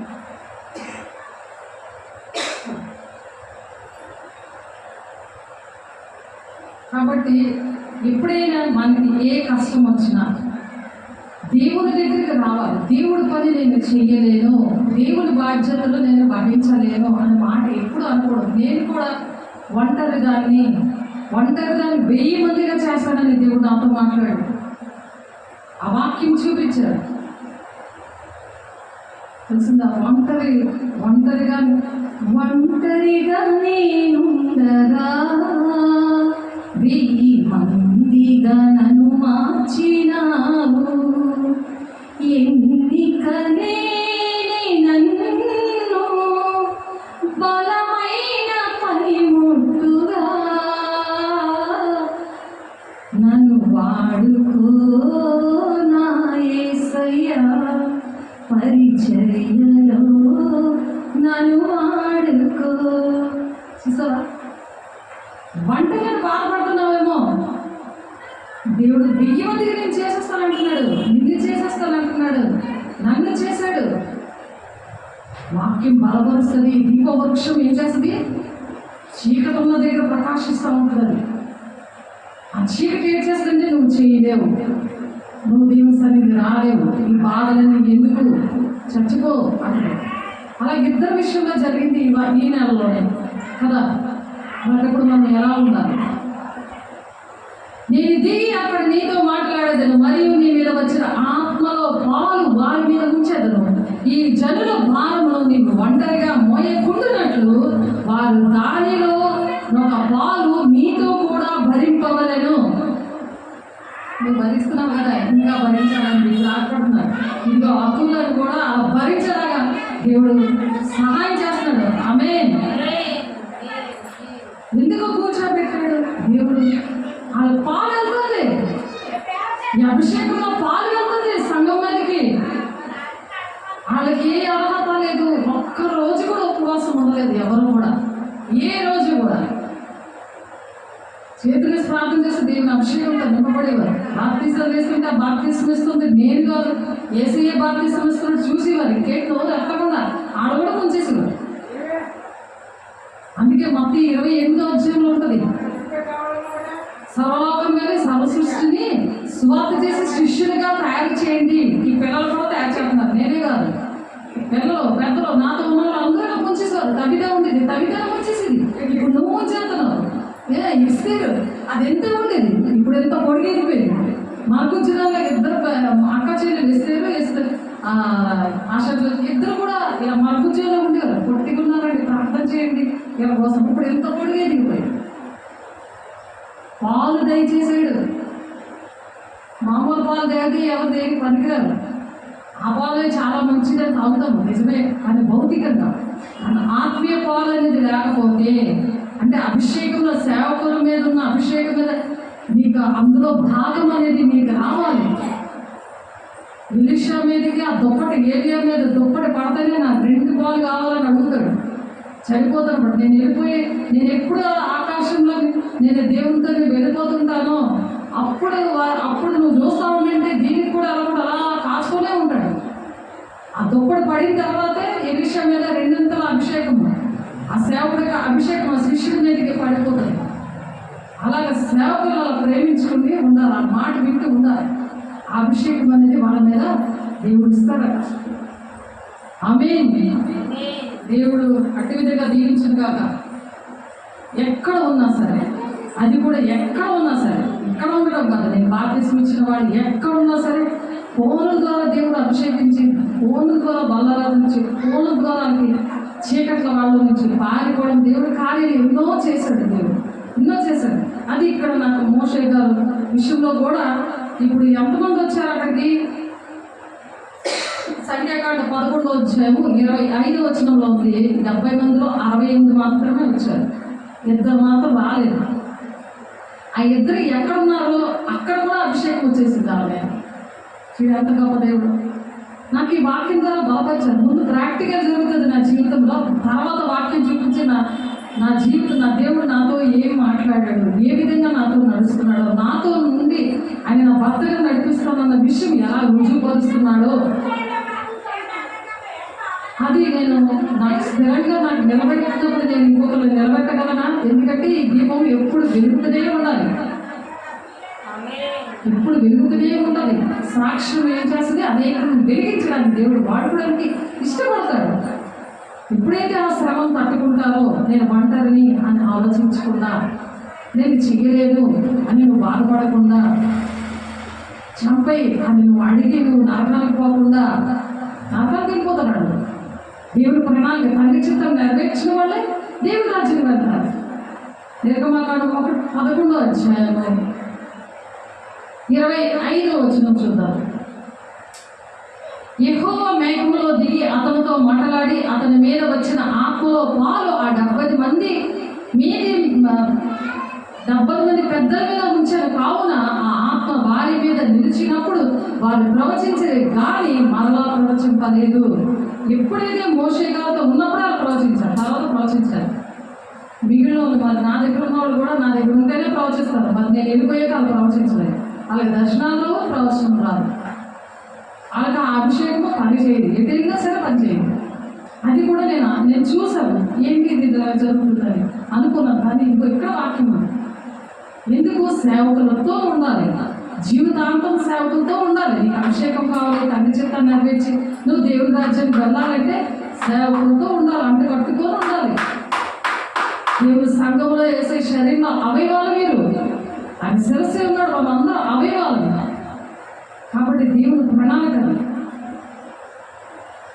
68వ వచనంలో ఉన్నది చూద్దాము. మోషే ఏర్పరచుకున్న వారిలో నూను కుమారుడును మోషేకు పరిచారకుడునైన యెహోషువ మోషే నా ప్రభువా వారిని నిషేధింపమని నిషేధించమని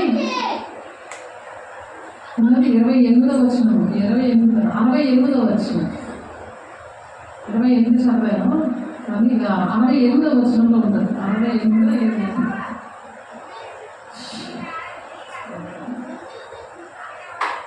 68 ఎందుకంటే ఆ ఇద్దరు కూడా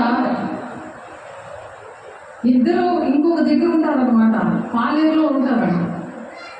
కానీ దేవుడు పాలెంలో ఉన్నప్పుడు వాళ్ళు కూడా 27 వచనం ఉంది. అప్పుడు ఒక యవనుడు మోషే యొద్దకు పరిగెత్తుకు వచ్చి, ఎల్దాదు మోదాదులు పాళెంలో ప్రవచించుచున్నారని చెప్పాడు అనమాట. పాళెంలో వాళ్ళ పనిలో ఉన్నారు.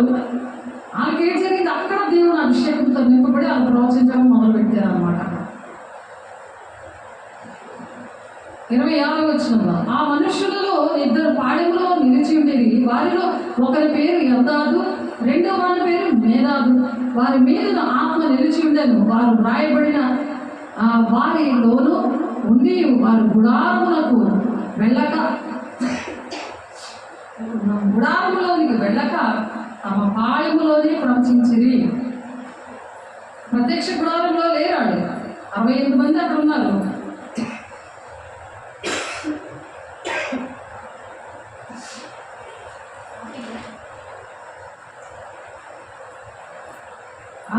మంది కూడా 26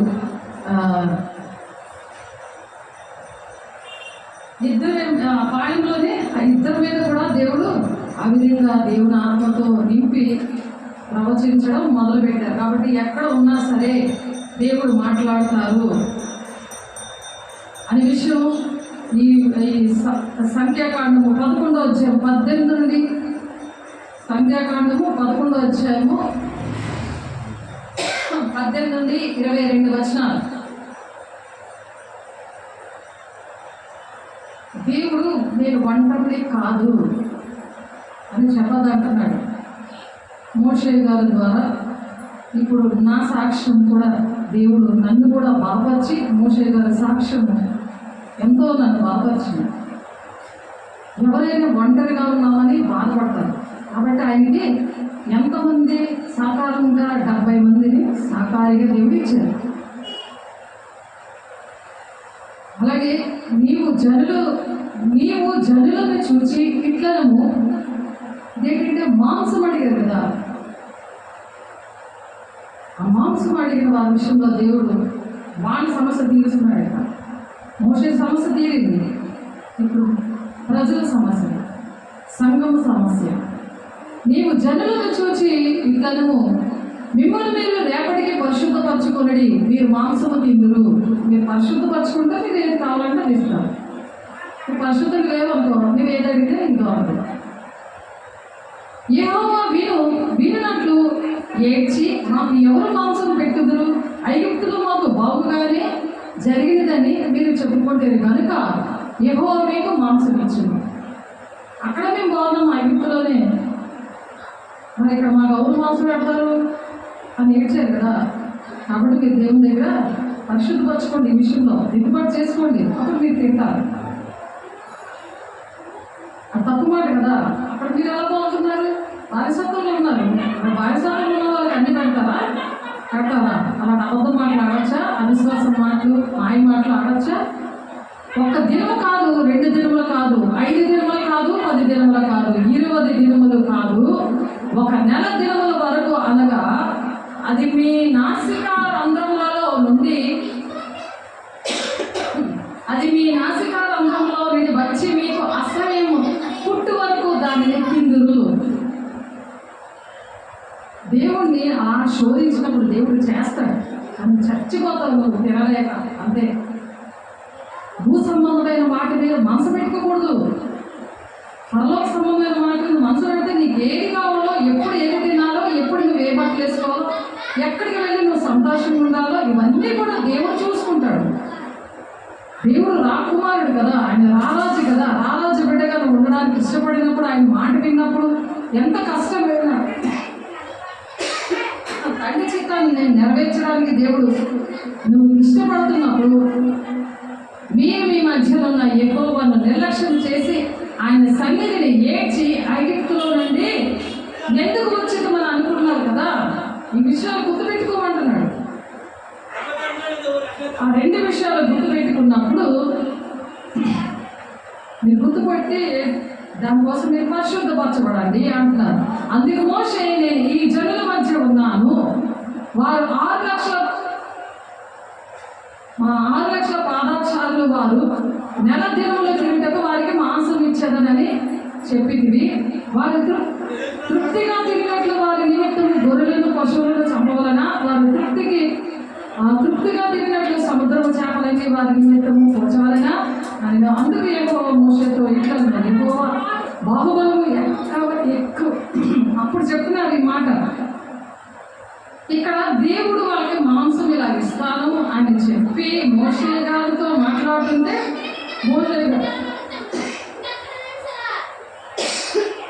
మోషే గారు ఏం చేస్తున్నారు? ఎందుకు మాట అన్నారు?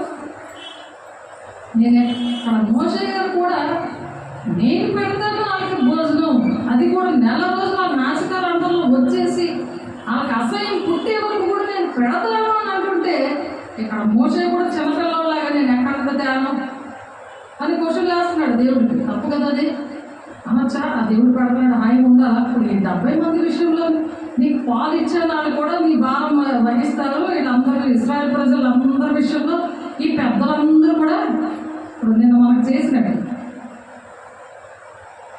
గొప్ప కార్యం? మన వాక్యం ద్వారా దేవుడు బలపరిచారా? సాక్ష్యము వాక్యం ద్వారా దేవుడు బలపరిచినప్పుడు మనం పని చేయాలా లేదా? మనం బలంగా ఉండాలా లేదా? దేనికైనా నేను ఉన్నాను అన్నట్టుగా నిలబడాలా లేదా? పైన వాటి మీదే మనసు పెట్టుకొని ఉండాలా లేదా? భూసమ్మల వైపు అన్నీ చూడకూడదు. ఎందుకు చూడకూడదు? ఆ పాత విషయాలన్నీ మళ్ళీ గుర్తుకొస్తాయి. అది రీలేస్తుంది ఆ సైతాను. అలాంటి వాళ్ళతో స్నేహం చేస్తుంటే, అలాంటి వాళ్ళతో నువ్వు కలిసి ఉంటే, అలాంటి వాళ్ళకి నువ్వు ఏకీపిస్తుంటుంటే అవన్నీ నేను ఇలాగా ఆవరిస్తూ ఉంటాయి. చీకటి దగ్గర ఉంటే చీకటి నేను ఆవరిస్తుంది. వెలుగు సంబంధంగా ఉంటే వెలుగు సంబంధంతో నువ్వు ఉన్నావనుకో, ఐక్యంగా వాళ్ళతో నువ్వు టచ్లో ఉన్నావనుకో, ఆ వెలుగు నీ మీద ప్రకాశంగా చేస్తాడు. ఆ పాలు నీ మీదకి వస్తూ ఉంటాయి. వాళ్ళతో నువ్వు ఏకీపించకూడదు. దుష్టుడు ఆలోచించినప్పుడు నడవకూడదు. పాపుల మార్గంలో నిలబడకూడదు ఉంది. అపహాసులు కూర్చునే చోట కూర్చోకూడదు. ఎప్పుడు దేవునితో ఆనందిస్తూ ఉంటారు. దేవుల్లోనే నువ్వు ఆనందిస్తూ ఉంటారు. అప్పుడు నువ్వు గట్టిగా ఎప్పుడైతే దీపవృక్షంగా నువ్వు అయిపోయావో అప్పుడు ఆటో దగ్గర ఉన్నావనుకో, నీ వెలుగు వాళ్ళ మీదకి వెళ్ళిపోతుంది. నువ్వు కూడా చీకటి తెలుగు కలిసిపోతుంటే నువ్వు చీకటి అయిపోతావు. నేను చేయలేను బాబు అని బాధ వస్తుంది. అప్పుడు లేకపోతే నేను చేస్తాను. ఎటువంటిదైనా నా దేవుడు నాతో ఉంది, నడిపిస్తాడు, సాధిస్తాడు. ఆయన చెప్పి చేయకుండా ఉంది, మాట ఇచ్చి మాట తప్పకుండా ఆయన అది అందుకని మాట అన్నాడు.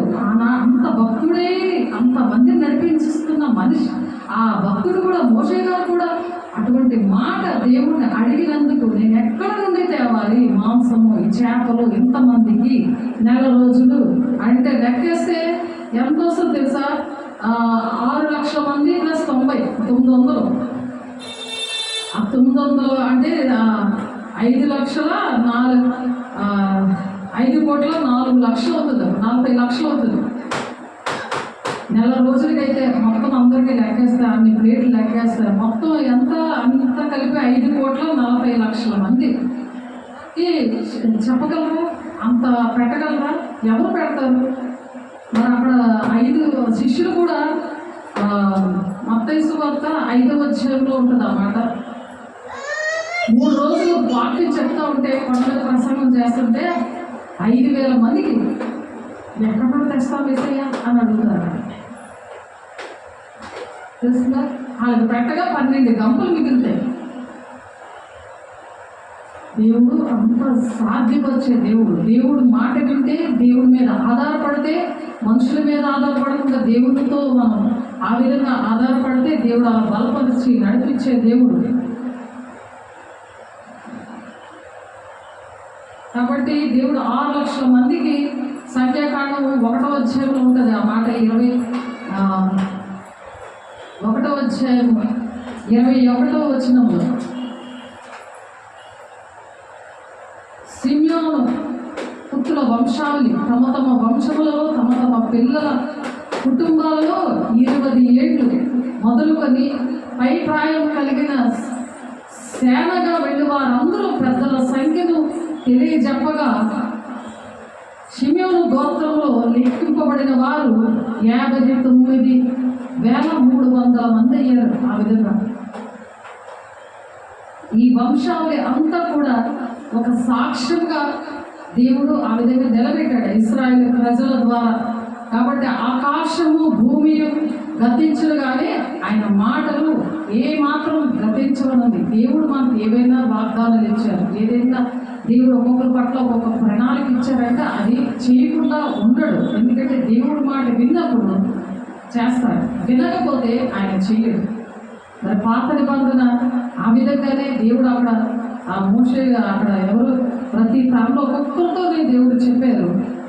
మరి ఆ యుగగాలు ఉండాలని, మరి దేవుని రాజ్యానికి వెళ్ళాలని, అందరినీ తీసుకెళ్ళాలని నూతన నిబంధన ప్రవచన గ్రంథాన్ని ఇచ్చి అది విప్పి విడమర్చి చక్కగా దేవుడు చెప్తున్నారు. ఆ దీపవృక్షంగా ఉండాలని, ప్రత్యక్ష గుడారం అనేది ఒక ఛాయారూపంగా ఉంది. కానీ అసలైన పరలోక రాజ్యం భూమి మీదకే మనము అలా ఉండి దీపవృక్షాలుగా ఉండి ప్రతి ఒక్కరిని దేవుని రాజ్యంలో నడిపించే వారిగా ఉండాలని దేవుడు ఆశపడుతున్నాడు. దేవుడు చెప్పిన ఏ మాట నిరర్ధం కాలేదని మరి మరియమ్మ గారితో చెప్పారు. ఏ మాట కూడా నిరర్ధకం కాదని మత్తయి 1:37 ఆమె మరి ఈ విధంగా భర్తని ఎరకుండానే బిడ్డని కన్నారు కదా వేసాను. దేవుడి మాటకి లోబడేది ఉంటాను. నువ్వు లోబడతావా? నేను లోబడగలరా? ఎవరైనా లోబడగలరా? ఆలోచించండి. కాబట్టి అలాగే మరి యోహాను పుడతాడని ముసలి ముద్దయిపోయిన ఎవరు జకరియా ఎలిజబెత్ అమ్మకి బాప్తిస్మం ఇచ్చి యోహాను గారు పుడతారని చెప్తారు. ఆయన నమ్మలేదు. జకరియా గారు ధూపం వేస్తూ ఉన్నవాడు అతి పరిశుద్ధ స్థలంలో. ఆయనతో మాట్లాడితే నమ్మలేదు. కాబట్టి ఆ బిడ్డకు బాప్తిస్మం ఇచ్చి యోహాను గారు పుట్టినంత వరకు కూడా నువ్వు మౌనంగా ఉంటావు అని చెప్పారు. దర్శనాలు లేవు, దేవుని వాక్యం అర్థం అవ్వదు, ఎప్పుడు మౌనంగా ఉంటాడు. దేవుని మాట వినకపోతే వాళ్ళు మౌనంగానే ఉంటారు, ఇంక మాట్లాడలేరు. వాళ్ళు ఏ విషయంలో కూడా పనికిరాని పాత్రగా అలా ఉంటారు, దెమ్మి కేసులాగా. దేవుని మాట వెంటనే నమ్మాలి. దేవుడు ఆశ్చర్యకారాలు చేసే దేవుడు. భర్త లేకుండానే దేవుడు బిడ్డకి కనడానికి ఆమె ఎలాగ ఒప్పుకుంది, అలా ఒప్పుకోవాలి మనం. ఈ ముసలైన ఎవరు మరియమ్మేమో విశ్వాసం, జకరియా గారేమో పాస్టర్ వెళ్ళేది ఇక్కడ. కానీ విశ్వాసి వెంటనే ఎవరు విశ్వాసం రాలేదు. అంతేగాని మనిషిగా నన్ను చూడకూడదు, మీరు దేవుడిని చూడాలి, దేవుని మాటలు వినాలి. మనుషులు ఒకసారి పడిపోతారు. నేను పడకుండా ఉండడానికి, ఆ దీపవృక్షంలో ఉండడానికి నేను చూస్తున్నాను, చేస్తున్నాను. అలా ఎప్పుడు పడిపోయి అలా దేవుడికి నీకు అన్యాయం చేయలేదు, అలా చేయనివ్వడు దేవుడు. అలా దేవుడికి అవమానం వస్తే నన్ను చంపేయ ప్రభా, నీకు అవమానం తెస్తే నన్ను చంపేయాలని అడుగుతాను. అంటే అవమానం తెచ్చేటట్టుగా నేను ఎప్పుడూ చేయలేదు దేవుడు. నా దేవుడు అంటే దేవుడి కోసం ప్రేమగా అటువంటి మాట అనొచ్చేమో కానీ నేను చెయ్యలేను, నేను చంపేనన్న అలా అనకూడదు. అలాంటి మాట అనకూడదు. మోషే గారు అన్నట్టు, ఏలియా గారు అన్నట్టు, మరి జకరియా గారు నమ్మలేదు. అబ్రహాం గారు కూడా, శారా కూడా నమ్మలేదు. నవ్వుతుంది కదా, ఇస్సాకు పుడతాడంటే ఈ వృద్ధాప్యంలో నా శరీరం అంతా అంటే ముసలైపోయింది కదా, ఎలాగ కంటది, నవ్వుతుంది కదా. అలాగ అవిశ్వాసంగా ప్రవర్తించుకోవడం దేవుడు. అందుకని దేవుడు ఏమని చెప్పారు అక్కడ 23వ వచనంలోని, ఎక్కడ సంఖ్యాకాండం 11:23లో ఏం చెప్పారు? ఇశ్రాయేలు మోషే గారితో చెప్పాడు కదా మాట, ఇంకా చదువుకున్నాం.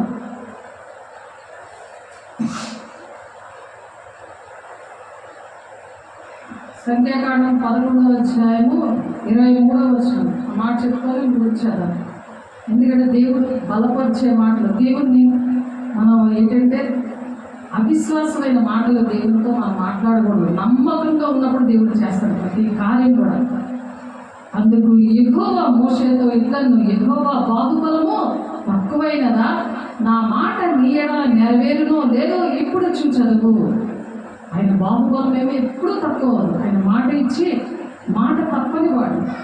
కాబట్టి ఎప్పుడు కూడా మనము దీపవృక్షము వలె ఎప్పుడు వెలుగుచున్న దీపములాగా మరి యోహాను గారు అటువంటి సాక్ష్యం కలిగి ఉన్నాడు. యోహాను సువార్త 5వ అధ్యాయంలో ఉంటుంది అన్నమాట.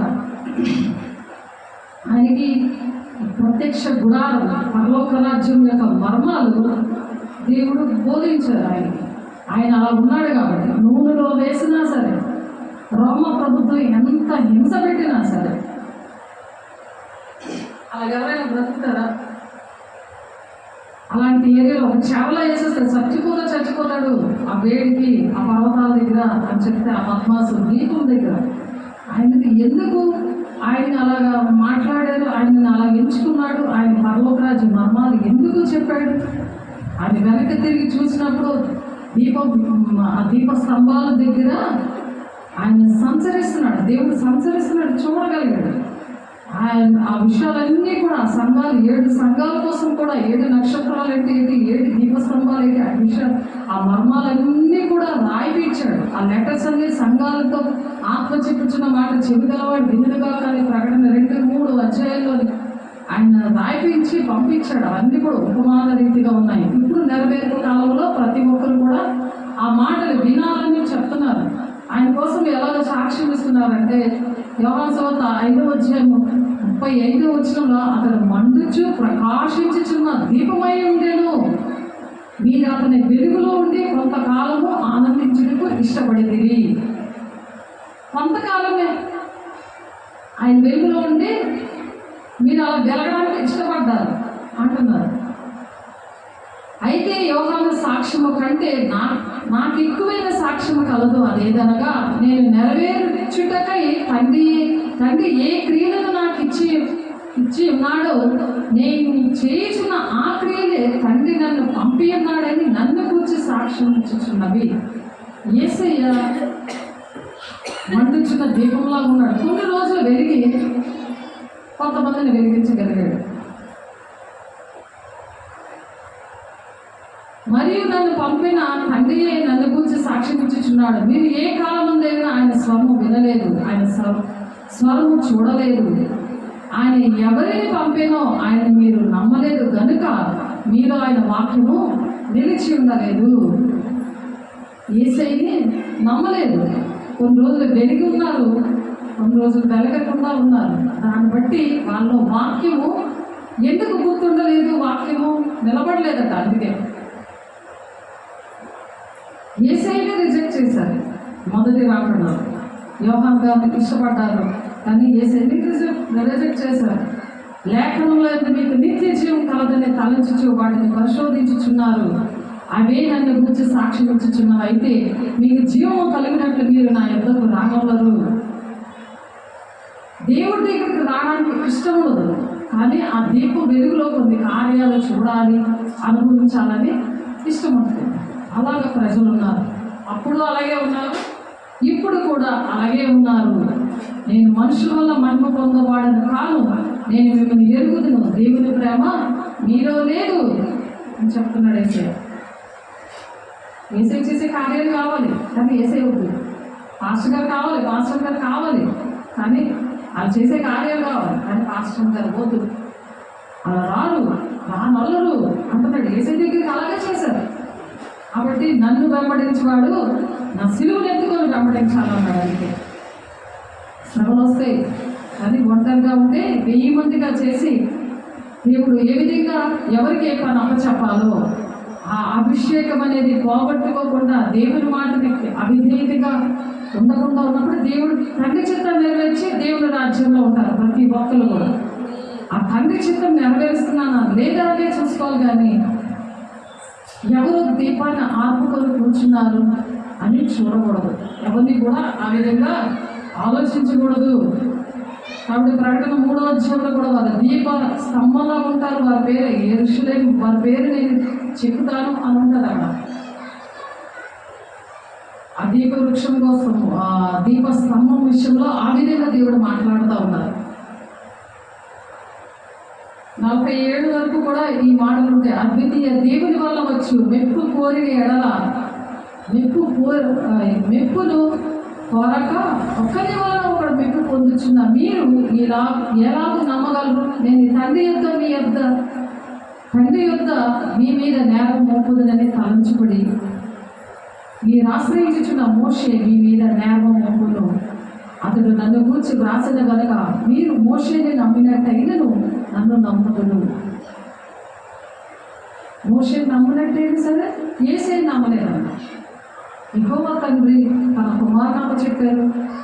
ఆ తండ్రి సన్నిధి అనుభవించేలాగా ఆ ప్రజలకి అన్నీ కావాలంటే అన్నీ ఏదడిగితే ఇచ్చారు. కానీ తండ్రి చిత్తాన్ని నెరవేర్చడానికి అవిధేయత చూపించారు. దేవుడు ఉగ్రతకి స్థానం ఇచ్చారు. మీరు అతని లేఖనంలో నమ్మినలా నా మాటలు ఎలాగో నమ్ముదు నేను. ఆ లేఖనాలే మోసే రాసిన ఆ లేఖనాలే నమ్ముతున్నారు కానీ నా మాటలు మీరు ఎలాగ నమ్ముతారు? అలాగే కొంతమంది పాస్టర్లు వెంటే పడతారు కానీ ఏ సైడ్ పక్కన పెట్టేస్తారు. ఏది చెప్తున్నారో కూడా అర్థం అవ్వదు. తెలిసిందా? అలాంటి విషయాలు చాలా ఉన్నాయి. కాబట్టి తర్వాత చెప్తున్నాము. దేవుడి మాటలు దీవించుగాక. పరిశుద్ధుడా, ప్రేమగల దేవ, అభిషక్తుడా, ఈ కృపగల నామంలోని మహిమగల నామంలో ప్రభా ఇంతవరకు నాయన మీరు మాట్లాడి మమ్మల్ని బలపరిచి స్థిరపరిచి నడిపిస్తున్న విధానాన్ని బట్టి నీకు వందనాలు ప్రభు. నా తండ్రి నాయన అయ్యా, నీ మాటకు మేము ప్రతి విషయంలో లోబడి మీరు ఏ విధంగా మాకు సహాయం చేస్తున్నారో అయ్యా, మీరు నాయన మమ్మల్ని ఆశీర్వదించిన విషయాలు మాకు గుర్తు చేసి మమ్మల్ని బలపరిచి మరి వింటున్న వాక్యం వింటున్న సంఘ బిడ్డల్ని కూడా మీరు దర్శిస్తున్నందుకు మీకు వందనాలు. అనేకమైన బిడ్డలు నాయన నశించిపోతుండగా నాయన దీప వృక్షము వలె ప్రభు వారి కోసం ప్రార్థన చేయడానికి తండ్రి కావాల్సిన అభిషేకాన్ని వారిలో నాయన ఇదిగో నాయన నిస్సేవకురాలుగా నన్ను అభిషేకించి వాళ్ళ మీద నీ పాలును ప్రభు కుమ్మరించేస్తున్నాములో నీ మహిమగల నామంలో ప్రభు నాయన ఎక్కడ ఉన్నప్పటికీ కూడా నాయన నీ బిడ్డలుగా ప్రభు ఆనాడు 70 మంది మీద ఎటువంటి అభిషేకాన్ని మీరు కుమ్మరించారో అటువంటి అభిషేకంతో నింపండి. మరి జీవితాంతం కూడా నాయన తండ్రి చిత్తాన్ని నెరవేర్చాలని ఒక నాయన భారముతో వేదనతో ప్రభు అయ్యా నీతో నాయన సంతోషంగా నీలో సంతోషించే వారిగా అయ్యా తండ్రి నాయన మీరు ఏ విధంగా తండ్రి చిత్తాన్ని మీరు నెరవేర్చి అయ్యా మీ తండ్రి యొక్క కుటుంబాశ్రాలు మీరు ఉన్నారు. అట్టి విధమైన భాగ్యాన్ని ప్రభు అయ్యా మాకు కూడా దయచేసి సమస్త మహిమ ఘనత ప్రభావాలు మీరే పొందుకుంటున్నందుకు వందనాలు స్తోత్రాలు చెల్లిస్తూ ఆటంకపరిచిన ప్రతి దురాత్మ శక్తులను మీరు పాతాళంలో కనుక అనకూడదు మీకే కూడా స్తోత్రాలు చెల్లిస్తూ నీ సాక్షిగా మరలా మేము నా తండ్రి నాయన బుధవారం నాయన మేము నాయన మీ ఆరాధనలో పొందుకోవడానికి మీరు సిద్ధపరుస్తున్నందుకు వందనాలు స్తోత్రాలు చెల్లిస్తూ మంచి సాక్ష్యాల ద్వారా నేను మహిమపరిచే బిడ్డలుగా మమ్మల్ని దీవించి పంపిస్తున్నందుకు మీకే కూడా వందనాలు చెల్లిస్తూ యేసయ్య పరిశుద్ధ నామంలో బ్రతిమలాడి వేడుకుంటున్నాం తండ్రి. ఆమేన్. తండ్రి యొక్క దీవెన, కుమారుని యొక్క కృప, పరిశుద్ధాత్మ యొక్క నిత్య సహవాసం సకల పరిశుద్ధులకు వాక్యం విని దానికి లోబడి దీప వృక్షముగా ఆ వెలుగులో నాయన వాక్యం వెలుగులో దీప వృక్షములా తయారవడానికి కావలసిన అభిషేకాన్ని సదాకాలం కుమ్మరించుగాక. ఆమేన్. God bless you. దేవుని వందనాలు. మన దేవుడు దీవించుగాక. ఆమేన్. ఆమేన్.